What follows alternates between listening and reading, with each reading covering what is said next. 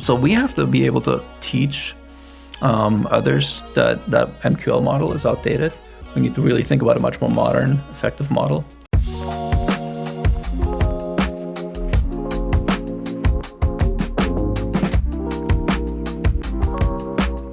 Hello and welcome to Marketing in the Raw. It's Adam here with my friend Deanna. Deanna, how goes it in your neighborhood? It's going great in my neighborhood. It's a happy time of year with a lot of people walking around the neighborhood with their kids outside. It's going to get cold here soon, though, so party will be over. You have, the leaves actually turn colors and stuff out in your area? Yes, it's magic. Yes, it's really pretty. I should be sharing more pictures in Slack for the team. I was better last year about it, and I'm really sorry. I've been sorely disappointed so far, especially as October's already passed. And we did get to see an interesting photo of you and the little one and the husband for Halloween, and that will suffice for now. Okay, good. I'm glad. You're welcome. Well, you're pretty jazzed about this conversation today because we're talking to Abdul Rastagar, and we were talking about how he started off as being a organic chemist, and then suddenly you're like, oh my gosh, your literal like quote unquote words were, I murdered that class in college, and I got scared that I didn't do a deep enough background check on you. But that's not what you meant when you said that, huh? No, I murdered the course material. So interesting, organic chemistry. It goes back to that puzzle thing. You know me in puzzles, organic chemistry. It all makes sense, and there are rules. And it's actually, when I started thinking about it, so related to marketing. Like, I was thinking about like the functional groups and the different reactions that all can happen and how you group things into different characteristics and behaviors that different molecules and chemicals have. It's like, oh, this is like audience segmentation, and it's just really interesting. So I'm sure I could have hours-long conversation with Abdul, but you got to. So I could see the way you're saying it, the animation and the like. You're raring to go, and you listen to me talk enough about some of the stuff I geek out on. I would be honored to talk with you more about organic chemistry at some point, and maybe you can talk to Abdul at some point as well about it when we bump into him next. I didn't know that you liked science so much, and I love science. I did not take organic chemistry. Science was, since I was probably in kindergarten, was my favorite subject. And math was the opposite. I was not very good at math, and then became much better at it the older I got, as I found how it applied and everything. But what other things are you into? Because you didn't go to school to be a marketer in the same way that Abdul didn't. No, I know. I went to school actually on a pre-med route, and so I was very much on track to do that, and we switched it up. I started studying more about eyeballs and went into optometry, and there's a couple other steps along the way, but here we are in marketing. And I just love learning about humans and what makes them tick, and the chemistry and the nerd side in the background that fulfills that like puzzle for me. But the human side is like what I think how I landed here, because that's so interesting. It's amazing, because the more that I talk with folks, both on the podcast and elsewhere, marketing leaders, I realize how few of them actually start immediately in marketing, right? They lived a different life, and eventually marketing called to them, or they ended up just kind of falling into a particular role that took them through the rest of their journey. And, Abdul Rastagar is kind of one of those folks. He started off as an organic. His background is in organic chemistry, and he's taken that into a role in marketing, and it's actually helped shape his philosophy around data-driven marketing, and how he just, same way you were just describing it, right? How he looks at things through that lens and approaches marketing and what he's doing strategically. He focuses that energy also on working with like pharma and life sciences companies. So he still loves to play in that area. He has been a marketing leader at a number of companies. We'll talk about that a little bit. But he's also most recently been appointed as one of the board of advisors for the CMO Alliance, which I think is excellent. And I've had multiple conversations with him over the last few months, and love talking to him about his about marketing in general. In this conversation, we also talk about AI a little bit at the end and kind of the way that we see this playing out. And one of the most sort of interesting things is he is really straightforward about his opinion on things, and he goes into detail about why he thinks that the way that folks look at MQLs is dead. It's not the right way to be looking at marketing, and that he kind of offers up some ideas on the ways that marketers should be looking at that kind of played out and outdated MQL model of things. So I wish you could have been there. Me too. But you weren't. I think the conversation could have gone a completely different direction. Maybe it would have just stayed in the organic chemistry side of that. Maybe we could say like organic chemistry in the raw podcast at some point. But this would have gone off the rails. Off the rails. Well, I'm going to let everybody take a listen to this awesome conversation with my friend Abdul Rastagar. Welcome, Abdul. How are you doing, sir? I'm so glad that you survived and you made it to the conversation with me, and that you look in good health. I know we were supposed to talk earlier, and you had a respiratory virus, which, again, I said this earlier before we started recording, would not make for a good podcast for lots of different reasons, but I'm so glad that you're feeling better. Yeah, thank you. Thanks for having me, and I'm feeling much better. Yeah, it was a rough few weeks there. That's awesome. And so tell me, where am I talking to you from? I've talked with you before, but I don't know if I recall which area of the world you're talking to me from. Yeah, I'm in Orange County, which is in Southern California. So I'm sandwiched between San Diego and LA, right on the coast. Okay, so you're a West Coaster, just like me. That's up right here in the Bay Area. That's awesome. I want to know. Let's kind of set the stage here. Tell me, how did Abdul get into marketing in the first place? Was he just born and destined to be in marketing, or did something else happen? Very, very circuitous. I would never have thought I was a marketer. I went into college being an organic chemist. My degree was organic chemistry, and I came out of it as an organic chemist. I worked in that industry for a number of years. You know, those guys in white lab coats and with those safety goggles. And I would never, in my wildest dreams, have thought I was going to be a marketer, because I had a very kind of scientific mindset and bent to my thinking. But then after a few years, I thought to myself, well, look, if I'm ever going to go anywhere in this field, I need to get a PhD, and I don't want to be a chemist for the rest of my life. So I went to business school just to kind of explore. Really, I didn't know what I wanted to get out of business school. I knew what I didn't want to be. I wanted nothing to do with accounting or finance or anything, right? But then as I got into classes, I'm like, hey, this marketing stuff's pretty cool. And I did a couple of internships, and lo and behold, I'm like, this is really, really cool. What was actually interesting is I was able to use that scientific background, all that evidence-based, data-driven skill set that I developed as a scientist, and brought that into marketing. And I thought it was just the norm. I thought everybody would do that. And when I got into the marketing world, after a while, I realized this isn't done at all. No one really thinks about data the way they should. It took, a while. I think now people are starting to realize, or in the last few years, people have started to realize how important data is in marketing. But the first 10 years of my career, I think I was the only one who would ever talk about data. Well, now I'm making the connection with you and the life sciences and the industries that you're working in, and you started already to answer it a little bit.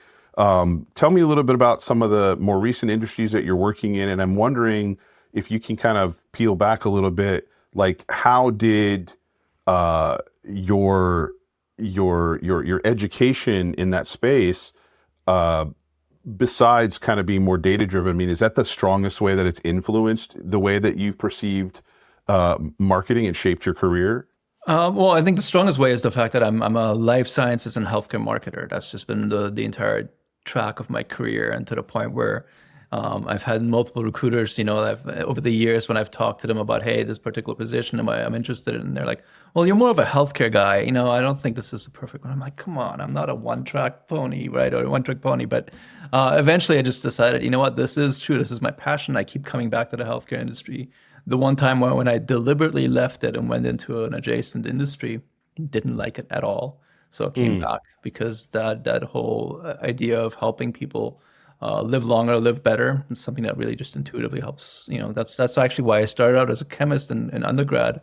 I wanted to be a doctor, and I figured the best way to set myself apart as for medical school as a candidate is to have an organic chemistry degree because everybody else was doing biology.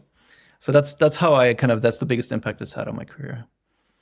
Was there ever something that you were doing in your marketing career where it just brought up something really, really deep in that organic chemistry, experience that you were just like, I thought I forgot about that. And it just kind of pulled it out of the back of your mind and was somehow applicable in what you were doing on the marketing side? Yeah, I've worked for companies that are deep into science, right? So a lot of that kind of scientific kind of expertise and knowledge comes back. I'm like, oh man, I haven't thought about that type of equation or that type of DNA sequence in years, right? But really, what the true impact it's had is how I think about the work that needs to be done. I rarely ever think about it in terms of activities. I always think about it in outcomes, which in my world as a chemist, a medicinal chemist, which is what I was.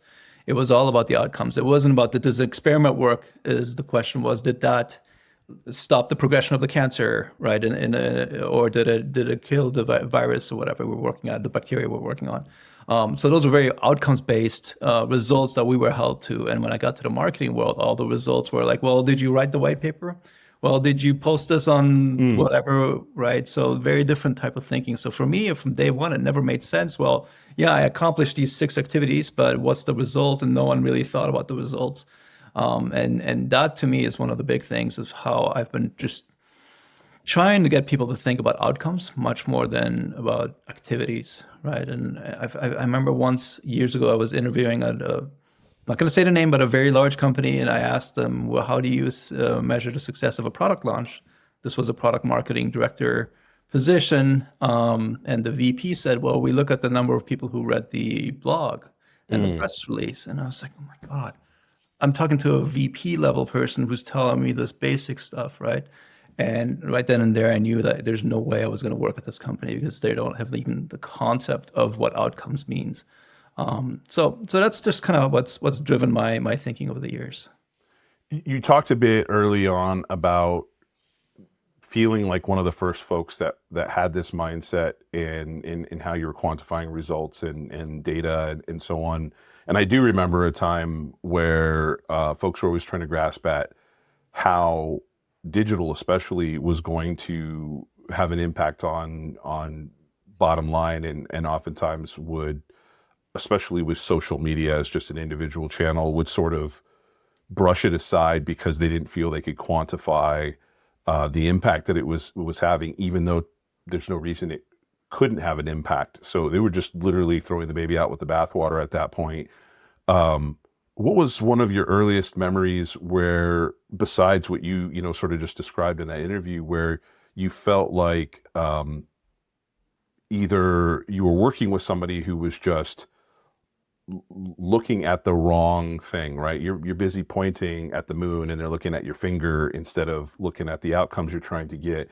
Or there was just some sort of misalignment there where you're just like, man, I've got to figure out the right way to, or you can connect the dots between those results, but it was so new that the folks that you were working with just weren't being sold on the direction you wanted to go.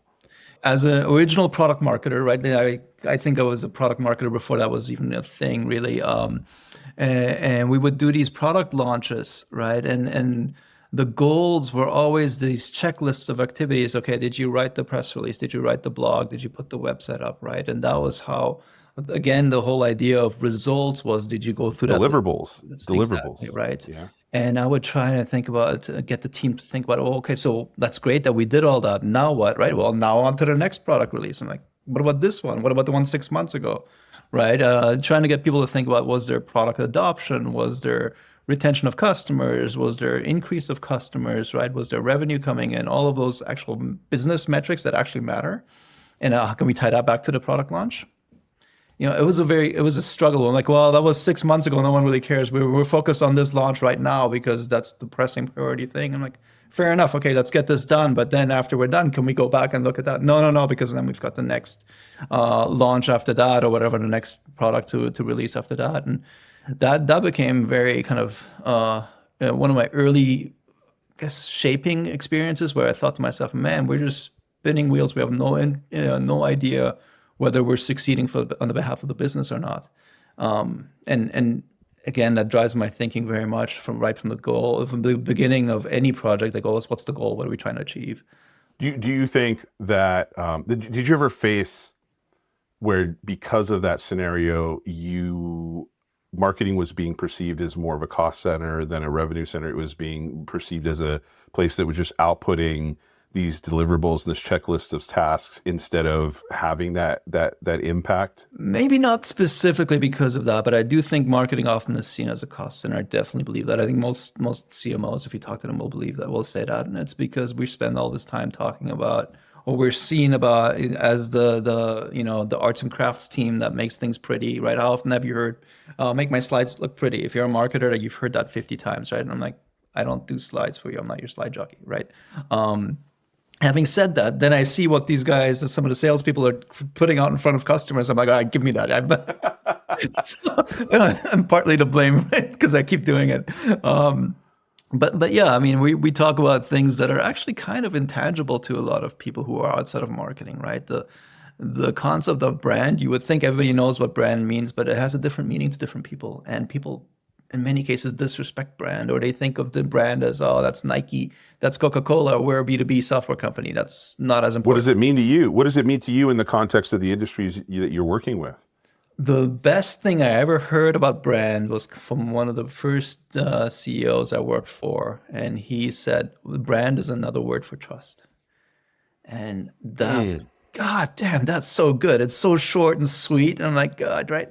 It's what people perceive about you when you're not there, right? I don't know who said that. That's a quote from somebody. I don't know who said it, but it's absolutely true. It's what it's how others perceive you, right, when you're not around, and that idea of trust in what you can do for the company, for your customers. That's what brand means to me. Having said that, there's a lot of actionable, specific things that go behind that, right? So as you're building the brand, it's not just, hey, making sure that everybody knows what our logo is, but understanding what it stands for. But hey, how do we actually serve the customer, right? What's the experience behind that brand? Because you can put all kinds of marketing BS behind, hey, here's our logo and here's our brand, and we're gonna do great for you. But then call up your bank sometime. Have you called your bank lately and see what a terrible experience it is, right? Yeah. Find your experience from with the bank, not what the bank says about you, or about themselves, but what you perceive, right? What your interaction was like. So to me, that's what brand means. It's not just what your colors and logos are, but how you actually serve the customer and impact their experience. I remember, and still it happens, where brand is, like, to your point, thought of as the visual representation, so to speak, the colors, the font, and all that. And I don't know if you ever, this is kind of old school, that read the book by Marty Neumeier, The Brand Gap, which was a really incredible little book that was really talking about kind of the components of brand and what brand really is. And when you boil it down to it, it's literally the gut, heart, and mental association people have with your company. It could be good, it could be bad, but it is, I love the trust aspect is very huge. How do you communicate consistently and then ultimately fulfill a promise that you're trying to, marketing is kind of like writing a check, and then product and sales and customer success has to kind of cash that, so to speak, in regards to how customers are treated and taken care of. And so the brand can't just be owned by this visual representation of your identity. And oftentimes, even as I'm trying to talk about things like our visual identity kit that we've built out for doing creative, or what we do for our clients, trying to make sure that I consistently keep going to, this is our identity, so that I don't often conflate it with with brand, even in my own language. I'm reminding myself that although I understand what brand really is, just even using the right language Yeah. matters. I wonder, given the very scientific way and the data-driven way and analytical way you look at things, did you ever get into sort of a pickle or really have to get out of your comfort zone when it came to applying creativity to your job? I suppose like I'm not the most creative person in that sense, right? I'm not the design wise, I'm not the most creative person, but I think creativity can be defined in many different ways. Is how can you run a different campaign, or how can you drive a different strategy? How can you focus on different customer segments? That's all creativity. We don't think of that as creativity. Usually, when we say creativity, it's like, "Ooh, look how beautiful that design is," right? Or that clever tweet, or whatever it may have been. So, to answer the question about have I done that? I mean, I have. Is it any sort of, trying to think of some examples off the top of my head that might be interesting, right? Is how you, actually, how you follow specific segments, focus on specific segments, and how you message to them, right? Again, going back to my product marketing roots, is we were in this instance where I was in a very tight competitive space with 4 other vendors. There was only the 5 of us in that space, and they're all looked identical, sounded identical. In fact, at one point I took our data sheets and I took the logo off and the colors and the names out. And I did it with our competitors, and I showed it to our sales team and I asked them pick out ours. And they couldn't do it, and because they all sounded identical, right? So when you think about, okay, so how can we be different, right? That's an idea, that's a way of being creative. Is okay, let's think of a different messaging here that actually resonates with these people, that doesn't put us in the same box as everyone else. That makes a lot of sense. And it is, I'm thinking of like, the scientific, is there anything, when you're thinking of all the different components that go into a marketing mix, does your brain go to sort of, that scientific part in kind of how you analyze how in any given, whether it's a quarterly or an annually, as you're working on a strategy, kind of think about putting all those components together, what kind of sort of reactions that you're going to end up getting from those? Yeah, I mean, science at the end of the day is about structure, right? And within that structure, every once in a while, you make a mistake and get lucky and you find something new. But at the end of the day, there's a structured approach to doing things, and that's how I also take that approach to marketing, right? What is the framework that you build for yourself that helps you guide through your processes? And that framework is going to be applicable 85% of the time. There are times out on the outside where you have to kind of adjust, right? So for me, that framework always starts with the first question: is what's the goal? Like every single time, what's the goal, right? And then who's the customer? What are we trying to achieve out of this? What are we trying to get to them? And as you go through that entire kind of structure of that framework, ultimately from the more strategic down to the more tactical level, and then coming back, how do you tie it back to the top strategies through the measurement and the metrics, and making sure that you understand that, hey, you have the right measurements. It's not just about how many people read your LinkedIn post or whatever, but it's like, how did it drive adoption? How did it drive customer retention, revenue, right? And then that should tie back to that goal that you initially set. So that's how I think about things in general. And I would imagine as well, like as you were working with these companies in a field that you were familiar with in some level, you were able to, as a marketer now in the role of marketing, better speak and see what was being communicated by those companies that you work with through the lens of your customer, because you kind of technically were a part of that community already, right? Yeah, absolutely. I mean, that's so critical, right? It's as a marketer, I mean, it's important to speak the language or understand the language of your customer and then be able to speak it. But if you've ever been a customer or in that part of the world, I mean, the level of knowledge and expertise and insights just goes up exponentially, right?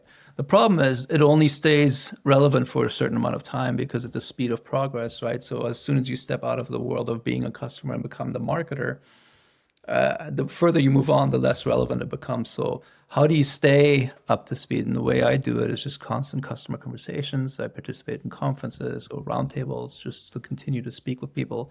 So even though I'm not actively doing the activities our clients are doing, I'm actually still part of that entire ecosystem, right? So now you are leading marketing in an organization. and you've been doing that in a few of your recent roles, if I recall correctly. How did your early experience in product marketing prepare you for that step up? Through a lot of mistakes, I suppose, right? I think that's true for everybody. Um, I mean, there's the tactic, there's the skills, right? The knowledge of how do you do certain things? How do you do messaging and value propositions? How do you do product launches? How do you do campaigns? And you can't be, marketing is too diverse nowadays to be able to be good at everything. What it comes down to is people leadership and being able to hire the right people who can do things better than you, right? And who don't have an ego, have that teamwork mindset, but they really are able to drive, come up with new ideas, and tell you how to do things. And like, hey, Abdul, I mean, this is how we should be doing X, Y, Z, right? Okay, let's do that, right? And also having the confidence that maybe someday those people will replace you, and not being afraid of that, because as they get better and develop themselves into that leadership position, that means you're developing yourself. So how did my early work guide my current work? It's really about being able to learn and adapt, for one thing, and then also just understanding that there are people who will know things better than you. Just like when in my early years, there were certain subject matters that I knew better than my bosses, but they knew so much more about so many other things, and it wasn't their job to know this specific role. That's why they hired me, right? But then over time, you kind of just move up the ladder, and then the next person comes in below you. Well, in an ideal situation, you're moving up the ladder not solely on your own, but because of the relationship you have with your leadership and you being in the leadership role. We just actually put out an episode called "Listen, Learn, Lead," because the theme of the whole conversation was about, and it seems to be a theme through a lot of the conversations that I'm having with marketing leaders is. How they lead, and ultimately how they nurture the team that they bring on board, like to your point, bringing the right folks together, and then leading both by example, leading by, again, listening and learning, and then ultimately helping those other individuals to grow, whether they're going to take over a position you have or ultimately leave themselves to go out and explore their brighter future in marketing as well. It seems to be an important component to ultimately being a marketing leader versus just simply kind of a marketing practitioner as part of the team. Absolutely. Let's explore a little bit now more recent Abdul experiences. We've had a lot of things change over the course of, late 2020, 21, 22. I mean, can you believe we're almost in 2025? And I'd love to understand, over the last few years, have you run into anything that really created a big challenge and maybe even a surprising challenge? And how did you overcome that? I'm actually surprised at how we're still, as an industry in marketing, are still stuck to the MQL waterfall model from 2000, what is it, 13, 14, maybe older. I don't know. It's right. Uh, it's not so much that it's wrong; it's just dated. But yet we have all of our processes, all of our systems, all of our thinking stuck on that model. And we've done such a good job of educating, board and board directors and executives on this, that they're fully convinced that this is the way to go, even though marketing has evolved or should have evolved because the customers evolved, right? Ever since pre and post COVID by themselves, forget the whole digital transformation separately. So we have to be able to teach, I think, others that MQL model is outdated. We need to really think about a much more modern, effective model. And so that's one of the things the challenges that I come across in practical terms. So now I just kind of give you an abstract example, to concept, but it's a practical example and you'll hear this from all the CMOs you'll ever talk to, is like, yeah, all they want to know is what's the latest MQL count, what's the lead count, right? And the reality is customers aren't buying based on your MQL schedule, right? Or your requirements for having X number of leads. They don't care about that. They're buying on their own schedule. So you have to develop a model that aligns with that.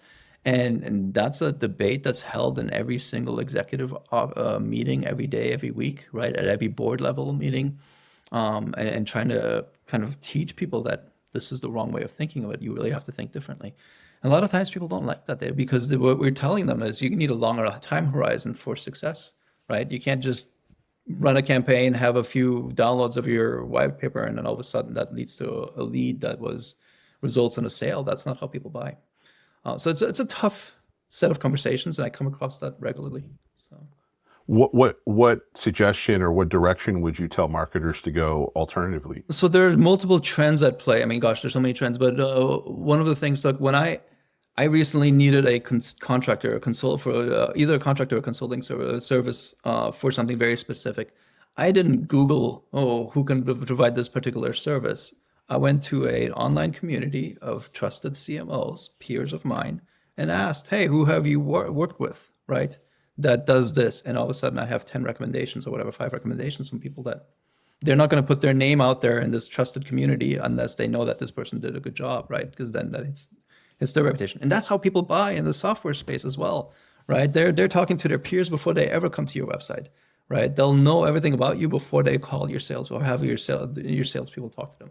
Heck, they go on services like Vendor and they know the pricing before they even talk to you, right? So when everybody's putting gates up on their pricing pages, come talk to us in order to pricing. They already know the pricing. They don't need to waste your time with that, right? So in the kind of old school way of doing things, you bring them through this like 3-4 week long elongated sales discovery process, and then give them, here's how much it costs. And it was so ridiculously overpriced that it was never going to be an option. Or, hey, I can go in there and go to Vendor and see what the pricing is, and then go to talk to some peers at other companies and figure out what they did, and voila, I know 90% of what I needed to know in a matter of 2 days, right? So that's, I think marketing really has to shift towards that reality that people are talking about you and your product and your services outside of your area of influence, and you don't even have any say in it in the conversation. You don't have any influence in the conversation. Yep. Right. So. Well, I think it's interesting how the structure for both kind of the marketing, the sort of top of funnel, mid funnel, end of funnel, whatever way you want to talk about it, not being a funnel, late stage, early stage, the whole buying experience, organizations want to create almost like a lane that they want to shove customers into to go through the process that's convenient for the sake of their scaling of their company, or creating a marketing team and an SDR and a BDR team, or just to be able to quantify the results. We got it in this part of pipeline. I mean, I've had a handful of companies that just in reaching out to them, I can tell that the guy I'm about to talk to has no interest in getting to the answer I want. He's only there to qualify me for this next person and hand me off to this other person. And oftentimes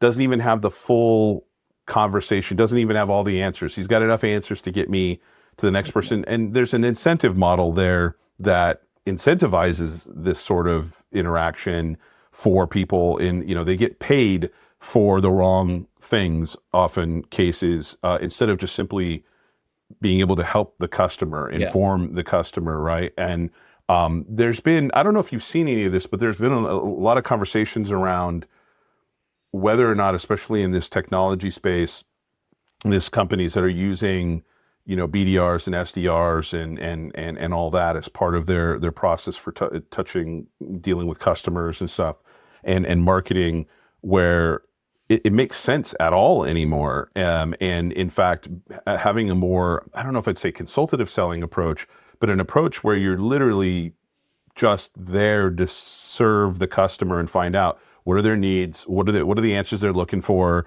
sitting down and helping them so that they can understand very quickly what answers to the problems that they have and whether this use case matters to them.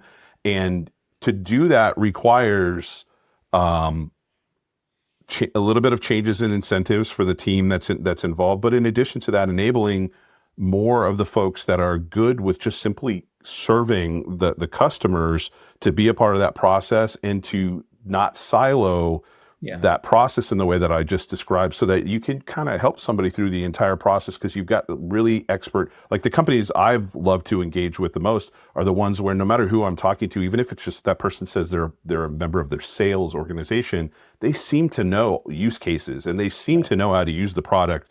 And so they're really, really helpful and got me going, oh, I didn't even didn't even think about that. They're more advisors than salespeople, right? And it's Yes. more of an advisory experience than it is a sales experience. And or what you said about, hey, you're going through stages that are designed for their process, not for what you're trying to do, right? And it's the most frustrating thing. And I'm going to come back to bagging on banks again because this was a recent experience, right? When you call your bank, there's something I couldn't do online, so unfortunately I had to call them. And you get through this phone tree, right, that asks you press this if that, press this if that, and then after like 10 presses of buttons of what you want, well, here's your account balance. And I'm like, I don't care about my account balance, I know it. And here's how much, blah, blah, blah. And then you spend 4.5 minutes listening to this bot telling you things that you don't know or don't care about before you have the ability to say, okay, now I'm on hold for the agent who's actually going to be able to help me. That is shockingly frustrating that we're in 2024 and still doing that, right? And that's how the buying experience in the B2B space isn't that different, right? I love the advisor role. I'm trying to remember where I was buying from somebody. I think honestly, it was going and talking to folks in the Tesla showroom, and they oftentimes describe themselves as, we're just advisors. We're not here to like, push you and all this sort of stuff. And of course, they still have an agenda that they're trying to do as sales folks. But I think even just what you name the people that engage with your customers matters. We're so accustomed to anybody who's got the name business development or marketing or sales to having an agenda that's not necessarily aligned with yours. Absolutely. Right. And I think there's a better way to sort of present that human element, both at face value and then ultimately in how you engage with folks at that level. If somebody really wants your solution, in most cases, we're talking things like not healthcare, excuse me, but sneakers and stuff. It's a bit of a different story. But if we're talking about some of these high ticket solutions that we're talking about, the chances are that it's either going to fit for that person or it's not going to fit for that person. And so the experience needs to focus on that, the use case for that individual, the application of it, how to narrow the value gap of, when somebody buys a solution versus ultimately leveraging that solution. How do you help them make sure that they adopt it properly and that they're supported in that way, and all those things that go along with that. And that's to your point again, it's not just a promise or a hollow statement in the brand. It ultimately has to be executed through the actions. That promise has to be kept through the rest of the organization. Yeah. And that alignment is really important. And that's why you get churn, right? People buy your product and then they never use it. And like a few months later, the CFO is like, what's this line item? How many people are using it? And get rid of it. And then you lose a customer. So that's not uncommon. But yeah, to me, it's about the customer experience, right? When we think of it in marketing, we think of it very much at the top of the funnel type thinking or the funnel type thinking. We actually don't think of it all the way through. And because if we did, we would look at these processes and say, holy crap, this is for us. This isn't for the customer, right?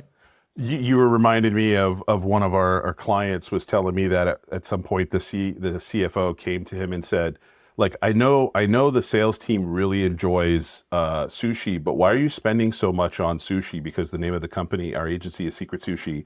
And so they were looking at it going, there's a very big difference between going and taking a bunch of folks out to lunch and how much they were spending on us working with them. Yeah. But their CFO was like, yeah, you're spending an awful lot on sushi for the team every single month. Sushi there. That's pretty funny.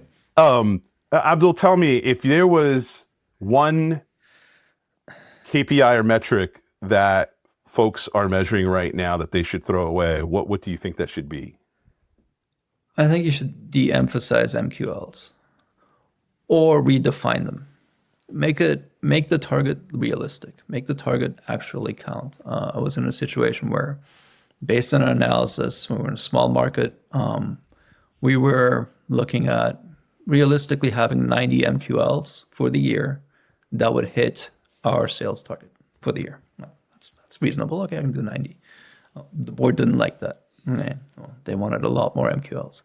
And now you get into the situation where like you're creating data, fake data, right? Okay, now we have at the end, by the time what made the board happy was like 600 MQLs. Like, Okay, yeah, I can get you leads. I can get you 600 MQLs. They're not going to convert. But if that's your target, if that's your goal, the MQL, I'll get you 1,000 MQLs if that's what you want, right? It's not going to lead to any more money than those 90 will, but Yeah. it's fine. So that's one thing I think should probably rethink. The other thing, the obsession on social media about reach and engagement and so forth, it has its place. I'm not saying it's not. Until I shut down my Twitter, I had 100,000 followers. Oh, wow. It matters, right? Those numbers matter to a certain point. What's the outcome though? What you're trying to achieve, is your outcome people liking your posts, or is your outcome that you want is whether it might be the brand or the revenue or whatever, right? The ultimate goal. So it's not so much about ditching a specific metric in my mind as much as prioritizing the right ones and understanding there's two types of metrics. There's outcomes metrics and then there's operational metrics, right? Likes and reach and views and whatever, that's an operational metric that I as a marketer need to know to make sure that, this piece of content I posted was crap and no one liked it, and that one people liked it, so let's do more like this. Fine. Yep. Whereas the outcome metric, the one that actually matters, is did this content create any revenue or new customers or whatever? That's the North Star for your efforts. You actually already answered, I think, what my next question was going to be, but in regards to kind of if you could tell folks to focus on measuring or paying attention to something that they seem not to instead, what would that be? And for the most part, you just talking about, I think the answer, there could be something else, but it's the outcomes, being more focused on those outcomes. Would you say that's what it is? Absolutely. Yeah. I mean, and this goes back to my days as a scientist, as a medicinal chemist, right? We created all these we conducted all these amazing experiments, did these reactions that no one else had done, like leading edge chemistry, right? Which is cool, but that wasn't the goal, to do leading edge innovative science. The goal was to help prevent or kill off this bacteria without harming the human cell, right? That was the goal. So you could have the coolest reaction in the world, but doesn't matter for the purpose of what we're doing if it didn't stop the progression of that bacterium. That's what I think about outcomes to me, right? The fact that we did cool science, great. We can publish it after the fact and get a little bit of notoriety in our industry, fine. But the goal is to help drive human health, right? What are you most excited about now in marketing? I'd be lying if I didn't say AI, right? I mean, I don't know how you can. That was a test. That was a test for you. I got you on there. You passed it there. No, go ahead. Good. I mean, both excited and I don't know if concerned is the right word, but there's trepidation because I don't know what's going to happen. I don't think anybody knows what's going to happen, right? The rate of change that we're seeing now is unprecedented. It's coming out at such a fast pace that nobody can keep up. No organization, forget organizations at the enterprise level, but even like small companies or individuals, you cannot keep up, right? And the thing about the AI is today is the dumbest it'll ever be. Literally never would be dumber than it was today, right? And it's already pretty smart. Tomorrow it's going to be more intelligent and more, right? So we're going at this pace, and that's one piece. And then the level of new tools that are coming out, new kind of enabling capabilities that come out. Like, oh, how do I keep up? And it's impossible to keep up. So I don't know if you've seen what are they called? Not OpenAI, the other guys. Anthropic. Thank you, Anthropic. The computer use. Yeah, incredible, right? And what OpenAI is working on now is putting reasoning models on top of the GPT model. It's like, holy crap, like, the idea of having your PhD in your pocket on your device, right? That's like dated already. You're gonna have like a superhuman in your pocket in a couple of weeks, months, right?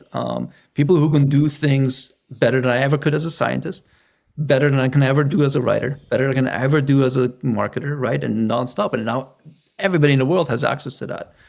What does that mean for my job? What does that mean for anybody's job?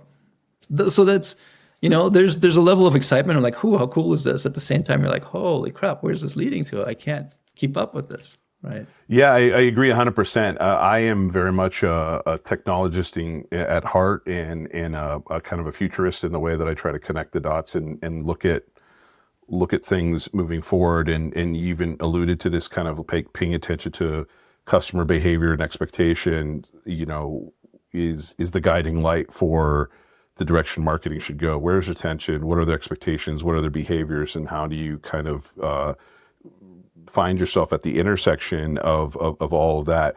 But to the point of this technology and what's going on with AI, been paying attention, right? So there's the reasoning models, there's the to your point, the Anthropic thing. When I saw that, the computer use, I was just like, I can think of, I don't know, 100 things I could do with this right this second that would absolutely quadruple my productivity. I can see folks buying separate computers just to let these this isn't necessarily an agent, but an agent-ish things that can be doing things on their own, take care of moving something from one file to another, and doing these multiple stepped tasks. And that is what it's capable of today.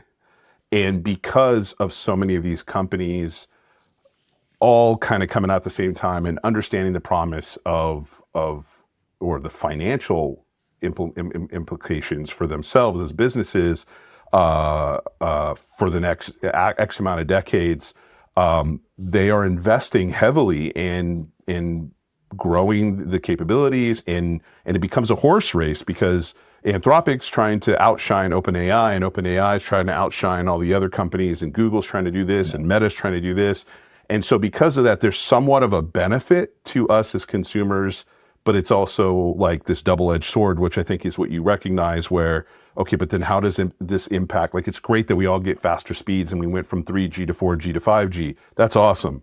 What does that enable us to do? But when we're talking about having reasoning models and AI and things that can control our computer and all that stuff, where does that impact us as professionals?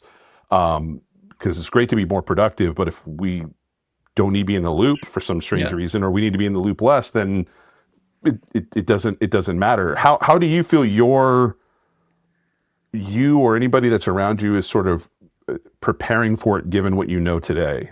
Yeah, that's a great question. I don't have an answer. I don't know if anybody has an answer. I think about this a lot, and I never come up with a good answer. The best I can do, which is a semi-cop-out, is the best I can do is continue to learn and try and become an advisor to companies implementing AI. Literally the best I can think of.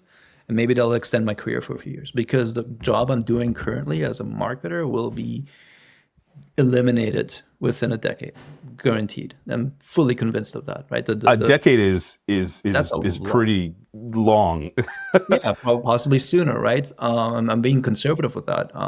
In reality, I think it'll be sooner. So if that job is gone, what does that mean for the people who are doing that job now? I don't know. What does it mean for my kids who are in college and high school? What are their jobs going to be? Right. I spoke actually at a school the other day, at a university, to students, and the question about AI came up, and I don't know. The things I did 10 years ago, you guys won't be doing when you're into the workforce, right? So I don't have a good answer for you. For me, it's the best I can do, like I said, is try and be flexible and learn a new skill set and continue to kind of drive in that direction to the extent that I can. I think there's going to be a falling out where we see certain types of jobs getting eliminated and new ones hopefully being created. I saw a report, I think it was Deloitte, that predicted I think it was Deloitte, said 70 million jobs over the next decade are going to be gone from AI because of AI. It did say that they expect 130 million new ones to arise. Now, that's almost 2 to 1. So that's an optimistic thing, I guess, right? I don't know if they're going to be, they didn't go into the details of how they came up to these numbers. Paying how much and requiring what skills and all that. Things that we can't even conceive of. Okay, so when I was an undergraduate, I'm going to date myself, I'm old, I was in the 90s, right? When I was an undergraduate in the 90s, the idea of social media marketing, that concept was non-existent, right? Now, how many people are or forget social media, even digital marketing, right? How many people are employed in that industry today, right? Must be the millions. So what will AI bring out to us in the next few years that we can't even conceive of now, and maybe brings all kinds of new jobs? So that's kind of my optimistic side, hoping that this will kind of drive us to new levels. What I do think is going to open up new levels of creativity and productivity that we can't possibly imagine today, right? Agreed. So that's the positive side of it, and we'll have new types of medicines we couldn't conceive of today. We'll have them at a rate much, much more fast than we could possibly think about it. The only thing that's going to slow it down is the the time to study the medicine's impact on the body, for example, the regulations, etc. But in terms of actual the scientific development behind it, it's going to be super fast, and that's going to be true for all kinds of innovations in product development, right? So, Yeah, because often as marketers, we're thinking of how it impacts marketing, and marketing is because of a content-driven world and some of the data and all that stuff and sort of the creative side of things. It's more applicable at this moment right now, but AI has such far-reaching implications, and we're also often thinking strictly of kind of the generative AI use cases that we think of, and there's machine learning and stuff like that. It's been around for a long time, but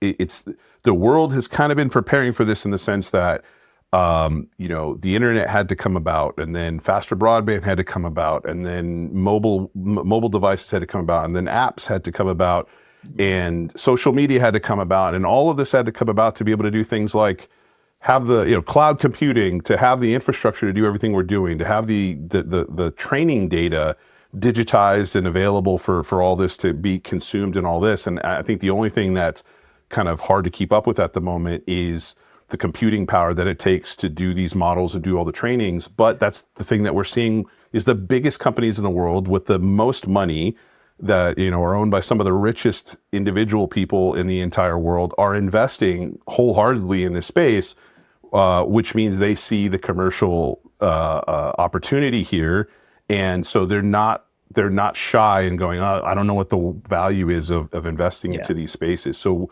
to your point, we're not going to see anything slowing down. And just even in the last year, there's been so much progress in this space. I can only imagine as we continue to accelerate through 2025 and 26 what we'll see. Yeah, I mean, there's a reason NVIDIA and AMD and all those chip companies or their stock prices are soaring, right? Because of the expectation. In fact, I think I just read that XAI is doubling its data center, already the largest data center in the world. They're doubling their data center in the next year. I mean, like, there's expectation here, right? So that could be part of the job creation equation as well, is that you need people to build these and maintain these data centers, develop all these kind of the hardware behind it, the infrastructure that goes around developing AI capabilities. So that could be part of the equation that I see. And before I get to sort of my very last question, what is artificial ignorance, Abdul? Did you read my post? I read your post. What is artificial ignorance? I couldn't sleep last night, and I'm like, I'm wide awake. What do I do? I went on LinkedIn, and I'm like, you know what? All artificial ignorance is at the surface level is my gripe about everything AI today. So I kind of thought about, let me coin something, because I see abuse of AI on a regular basis, and there's all kinds of examples. I think actually on that post I put up like 12 different examples. It was like the marketing slop, right? We see it, like you get to a website and all of a sudden you read all the content and you're like, oh, this is garbage. It was written by a bot, right? I see this advertisement constantly comes up for me in my feed about, hey, we can create millions of videos based on your content in minutes. Like, I don't want millions of videos. That's slop, right? That's an example. The terrible personalization. There was an example recently of somebody who received a quote unquote personalized cold email from a salesperson. That person had talked on LinkedIn about how their parent had passed away and how difficult it had been. I saw that one. Yeah, it went viral, right? And then so the bot picked this up and said, oh, it's terrible that you lost somebody. Here, come look at this product because it helps you, reduce your sales cycle, right? So having AI without a human in the loop is an example of artificial ignorance. Lack of governance around AI within an organization is, to me, an example of artificial ignorance. So if the organization has no idea whether your employees are using AI and how they're using it, and they're using sensitive data or private data, or if they're taking your data and sending it, your confidential information out on the, somebody else's servers, and then bringing it back in, and all of a sudden that information is external to the organization, right? So that's an example. On the other extreme, you could have organizational policies that are so restrictive that no one actually uses any of these tools that are out there, and then all of a sudden you're getting run circles around by your competitors, right? So those are all examples of for me of artificial ignorance, where people don't really think through what they should be doing, right? Well, for me, AI needs to, in a business setting, needs to do three things. It's improve efficiency, improve customer experience, and improve business outcomes. And if it doesn't do one of those three things, you're doing technology for the sake of technology, which is a waste of your time. I love that in the end, and I agreed with you on that, and agree with you on many of the points, and I'm sure that this list can continue to grow. You know, Artificial Ignorance Volume 2, one of these nights when we know that Abdul's not sleeping, he's up thinking of what's the next thing on the list. I just planted that seed in your brain so that tonight you're going to be like, oh man, Adam's right. I got to go write some more here. You did. If you get a text from me at 3 a.m. and you happen to be awake, let's collaborate on it. Yeah, no kidding. And I do agree. Like it all boils down to those things that you describe, right? With my team, with folks that I'm talking to, first and foremost, it's saying, just improving the efficiency of things is one top dog right now. So as people are thinking about this and saying, well, I don't know if I should adopt this. I don't know if I should pay attention to it, to go, well, if you're hesitant, I'll tell you, a lot of your competitors won't be. A lot of the younger folks it's one thing when we were starting to face working with, like you and I were not digital natives. We were born before there was the internet and before a lot of these, connected devices and so on that shaped the experience of folks that nowadays, I mean, I don't even remember what year it was for the iPhone. It's been has it been 20 years or something 2007, now? I think, 6 or 7. Yeah, 2007. Right. So we're talking about people who've definitely probably as a teenager had these devices. Mm-hmm. So between that and being digital natives, being connected to the internet, social media first, all that sort of stuff, these folks, as they're coming into the job market, let alone being consumers, have completely different expectations and less inhibitions about using this technology for their work, let alone they're doing it probably for school right now, And so I think your encouragement in saying like, right now, I don't know where this is all going to land, but I'm going to pay attention and I'm going to try to keep myself in the thick of things so that I can be not trying to play catch up, but aware of where things are going, applicable ways of using this rather than theoretical. And then suddenly I'm like, okay, how do I actually apply this to what it is I'm doing? Like find reasons to apply it to something, to solve a problem, even if it's not something that ends up shipping in regards to being a deliverable that you put out, even if just do it and try it out and put it out there. So I love what you've been posting on LinkedIn.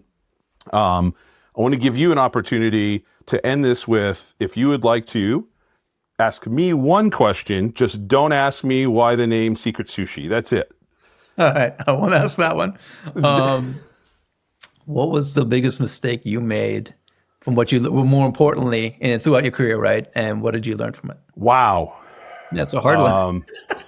Yeah. I mean, that's like, okay, let me wrap that up in 30 seconds. I think it's the team building aspect. And what I mean by that is early on, so the agency's been around for 18 years. And being somebody who really enjoys getting my hands into all this stuff, like I kind of joke, my name is ADDAM.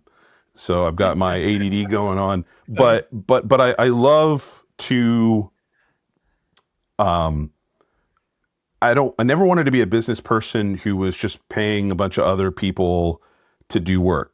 Yeah. I enjoy what I do. I enjoy the craftsmanship of doing it. I enjoy engaging with people.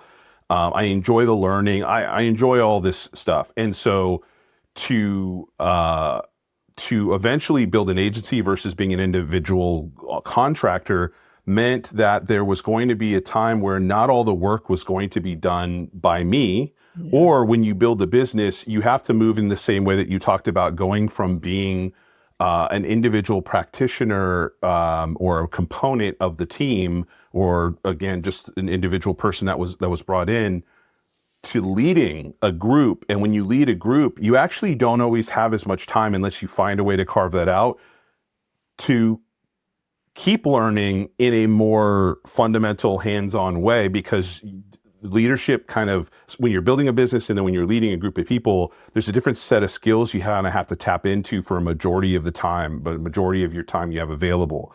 And so I think early on, I questioned what my value was if I was to go ahead and start assembling a group of individuals to do the work, and realize that as my mission was to grow a business and to build something bigger than myself, to service people and to help people,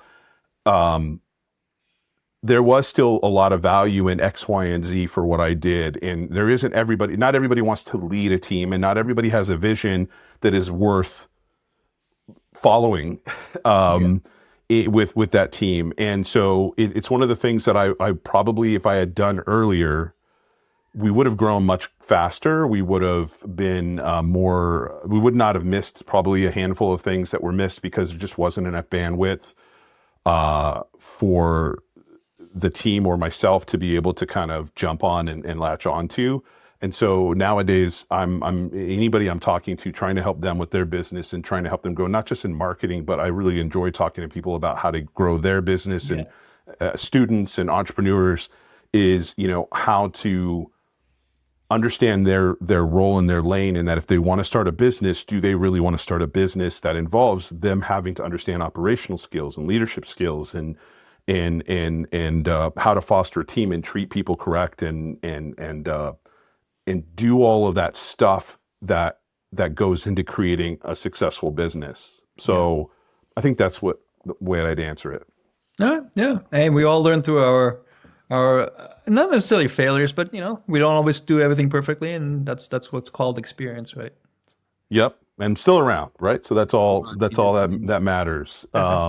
So Abdul, I kept you for longer than I had usual. But I appreciate it, and this was a little bit of a respiratory fitness test for you to keep you around. Thankfully, you're good. You didn't cough. I think I coughed more than you did, and so really good. I really appreciate knowing you, and I really do enjoy your perspective on LinkedIn. I think folks should definitely follow you on LinkedIn and connect with you on LinkedIn and pay attention to what you're sharing. And based on this conversation, if they do that, they'll get a little bit of a taste of I think, what could probably also help them think of marketing in a better way as well. It's certainly, this conversation has helped me. I appreciate your time. Oh, thank you so much. I really appreciate you having me on here.